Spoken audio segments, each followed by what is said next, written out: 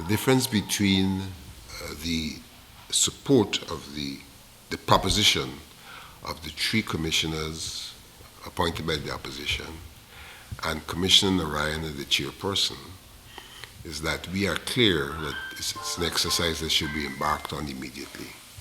They embrace the exercise, but seem not to be of the view that it's something we ought to do immediately. They think we can wait. Vincent Alexander, AP New AFC nominated GECOM commissioner during a recent exclusive interview with Nightly News. According to Alexander, an internal probe must be expeditiously launched by GECOM to investigate the disparities of the chaotic 2020 regional and general elections. The March 2, 2020 elections was officially concluded on August 2 of the same year after months of recount and court proceedings when GECOM announced that the PPC party had won the elections. Before this announcement, the then Chief Elections Officer Keith Lowenfield in his report had indicated that the elections lacked credibility and pointed to 4,864 cases of voter impersonation and 2,000 anomalies that have impacted well over 200,000 votes across the 10 electoral districts. But in a twist of events, Lowenfield was terminated from GECOM and charged for manipulating the results of Region 4, Ghana's largest voting district, to give the AP New AFC coalition a majority win at the polls. Fast forward to today, the results of the 2020 elections are still being discussed in uncertainty since it is the opposition's belief that the elections were not free and fair.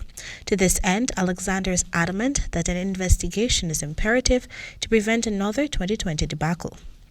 Our view is that it should be done prior to any next election because we need to identify the fault lines in our systems, and there must be a fault line that could allow us not to be able to uncover the documents for 47 ballot boxes. Documents which could help the accountability in terms of the ballots that were in those boxes.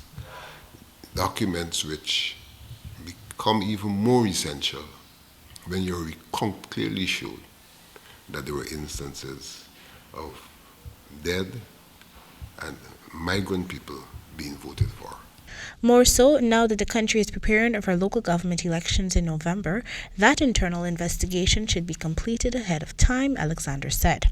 Local government elections were constitutionally due at the end of last year, but GECOM was without a chief election officer and could not have prepared to host the elections. In the 2021 budget, the government allocated $1.1 billion for the holding of local government elections before the end of the year. This year, $4.1 billion was approved by the House for GECOM. For the HDP Nightly News, Kendell Richmond.